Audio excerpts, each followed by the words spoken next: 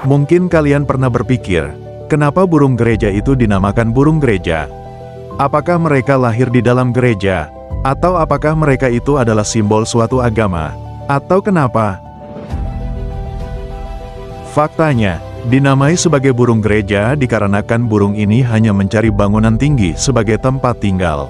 Di zaman dulu, masih tidak banyak bangunan yang dirancang tinggi, hanya beberapa saja termasuk gereja di antaranya. Sehingga burung yang sekilas mirip burung pipit ini bertengger di gereja.